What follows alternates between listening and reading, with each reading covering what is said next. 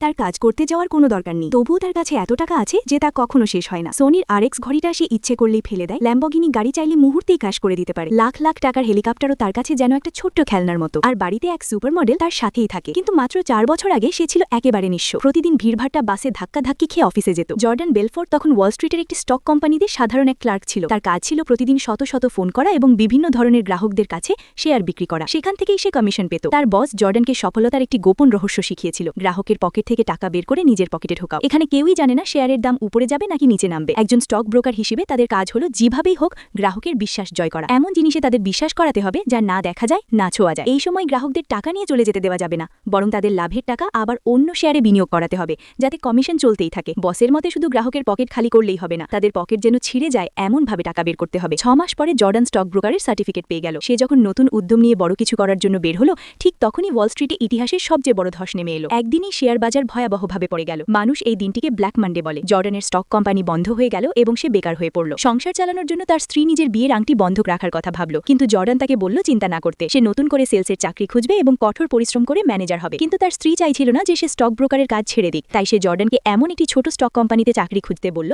যেগুলো বাজার ধসের পরেও টিকেছিল। এই ধরনের কোম্পানি দুই রকম, একটি বড় কোম্পানি যারা বড় ক্ষতির পরেও টিকেছিল, আরেকটি ছোট কোম্পানি যাদের মূল শেয়ার বাজারের সঙ্গে তেমন সম্পর্কই ছিল না। জর্ডান যে কোম্পানিতে ইন্টারভিউ দিল তা ছিল দ্বিতীয় ধরনের, আর এই সিদ্ধান্তই তার পুরো জীবন বদলে দিতে চলেছিল। এখানে যদিও নিম্নমানের বা কচরা শেয়ার বিক্রি করা হতো, কিন্তু তাতে কমিশন ছিল অনেক বেশি, অর্থাৎ 1 টাকা বিক্রি করলে 50 পয়সা লাভ, 10,000 টাকা শেয়ার বিক্রি করলে 5,000 টাকা কমিশন। আগে সে বড় বড় পেশাদারদের সঙ্গে কথা বলতো, কিন্তু এখন তার সামনে সাধারণ এবং কম শিক্ষিত মানুষ। ওয়াল স্ট্রিট থেকে আসা জর্ডানের কাছে এটা খুব অদ্ভুত লাগছিল। সে ফোনে বলতো, আজ আপনাকে ফোন করার কারণ হলো আমি এমন একটি সুযোগ পেয়েছি যা গত 6 মাসে দেখার সবচেয়ে ভালো আইডিয়া। যদি আপনার কাছে 60 সেকেন্ড সময় থাকে তাহলে আমি এটি আপনার সঙ্গে শেয়ার করতে চাই। একটি বড় হাইটেক কোম্পানি এখন সঠিক বিনিয়োগের অপেক্ষায় আছে, যা আপনার জন্য অসাধারণ লাভের সুযোগ হতে পারে। জর্ডান এক গ্রাহকের সঙ্গে এমনভাবে কথা বলল যেন সে তার নিজের বন্ধু। সে নিজেকে গ্রাহকের জায়গায় কল্পনা করে তাকে শেয়ার কিনতে রাজি করালো। পাশে বসে কাজ করা সহকর্মীরা তার এই অসাধারণ কৌশল শুনে নিজেদের কাজ বন্ধ করে দিল। কেউ কেউ তো তার কথাগুলো লিখেও রাখলো। এই কথোপকথনের পর সেই ব্যক্তির সঙ্গে সঙ্গে 4,000 টাকার শেয়ার কিনে ফেলল। এক ফোনেই জর্ডান 2,000 টাকা কমিশন পেল। সহকর্মীরা অবাক হয়ে গেল এবং তার প্রতি ঈর্ষান্বিত হতে লাগলো, কারণ এই শেয়ারগুলো এত সস্তা ছিল